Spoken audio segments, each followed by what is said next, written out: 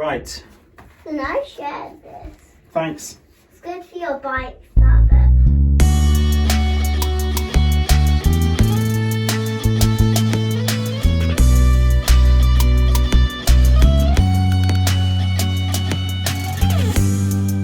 Well, welcome to Peak Proof. Now, I've been testing barefoot and minimal shoes.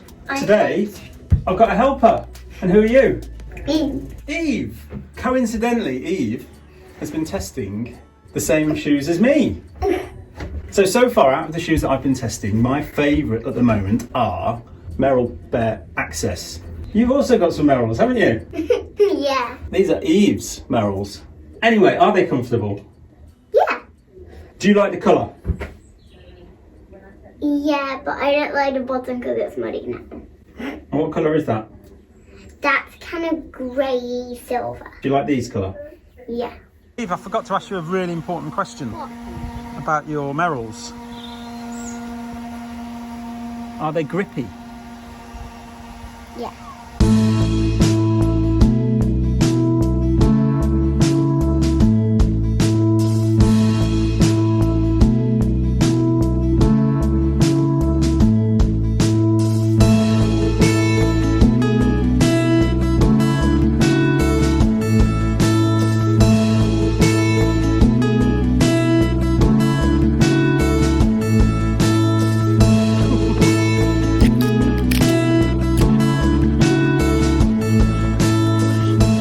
So fun's over, just me now. Thanks Eve, co-presenter, making everything more entertaining. So a little bit of background, I've been writing an article for adventure.com about barefoot, well, it was about barefoot shoes initially. I've sort of broadened it out to be kind of about natural shoes. So at one end, your Vivo barefoots and your Five Fingers, all the way through to less obvious things that are perhaps foot shaped or just low stack, low drop.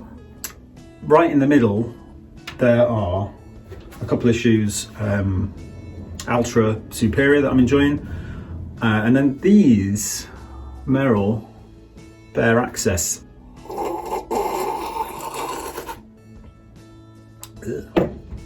To start with, I'm going to talk about these because they're kind of a really interesting middle ground that is familiar for people that run in more regular shoes, but also quite a few of those barefoot minimal aspects. So they are a lightweight shoe, 260 grams in my big UK 11. It's pretty light. They are 95 Great British pounds, which is pretty good value, I think, and they are true to size. The last that these are built on, I would say, is kind of subtly foot shaped, so it's not excessively broad, but it's definitely a wide toe box. But there's this area here, so you've got more room for your big toe. So that's how the shape works with your splaying toes. It's a nice padded mesh upper. It's got a slight toe bumper. It's got good overlays that help with the laces to cinch up the midfoot. The heel is pretty soft, as we can see here, and there's just these slight rubber overlays to give a little bit of structure to the heel cup.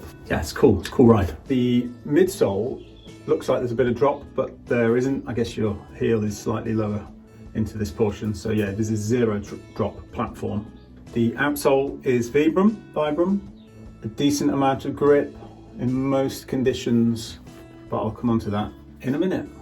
So I would say it's a shoe that subtly encourages more forefoot and midfoot running, but not in an aggressive way like some of the super minimal shoes do, where they're so painful that you can't heel strike. Some of those don't work quite as well for me because where I live it's really hilly. So even on, say, a road section or hard packed downhill section, I think most people will be heel striking. It's kind of a natural thing to do. You can either really slow down in your ultra minimal shoes, but with this sort of mid-ground sort of shoe, you can run in just a regular way. If you need to heel strike, you can, but it's not super cushy. That just, I think, encourages you to get up on your forefoot a little bit more. It's not militant, it's a good all-rounder. So that midsole is is quite firm. The overall ride is quite sprightly and nimble, I guess because I must be feeling sprightly and nimble. The shoe's not really doing much except putting your foot in quite a nice natural place, allowing your toes to splay. And yeah, you feel kind of scampery. So as always, I'm going to do the things that I like and dislike about the Merrell Bare Access. Gingerman. Things that I like, it's familiar.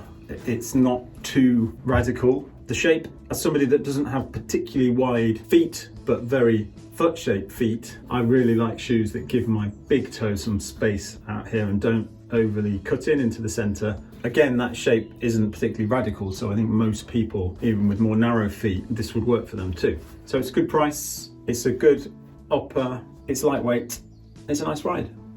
Things that I dislike, well, it's the grip actually. The grip is good in most scenarios, but it's one of those shoes that actually is a little bit less grippy than it looks. Some shoes, like I guess the Hoka Torrent, they are more grippy than they look, so they kind of surprise you. It's not the compound that Vibram have done, it is the design of the lugs. They're very closely spaced. That gives you lots of contact area, so potentially that's good in some areas, but not mud. So these are filling up, and I've got some footage of me sliding around a bit. But most of the time it's kind of fine. It's good grip on grass and rock and hard packed stuff. Dry trails, great. So that's it for the Merrell Bare Access. Good fun shoe. Definitely peak proof on my scale. I'll use these lots in the summer on dry trails and up in the fells when it's not too boggy and stuff like that. You know the kind of runs it's going to work on and when it's not, so it'll be really useful. And it's fun, it's a fun shoe. So good job, Merrell. If you haven't subscribed to the channel, that would be so useful. Really helps out. So yeah, if anyone enjoyed it, please like, please subscribe. Oh yeah, they make a really good kind of all-round shoe. So I'm grabbing them to go dog walks and things like that. If pubs were open, I reckon they look pretty nice. So I'll be wearing them to the pub as well.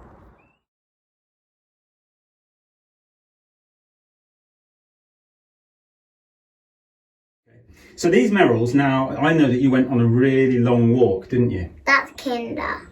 Kinder. And you were out all day? That's the only mountain. In the Peak District, you were right. Yeah. Educational. Now, what was... But in Nana and Pop's where Nana and Pops live, all of them are mountains. That's Eskdale, isn't it? That's in the Lake District. And they live in Eskdale, and it's very big mountains. Now, you are... Big. Well, thank you for co-starring on Peak Proof. How much do I owe you? None. None?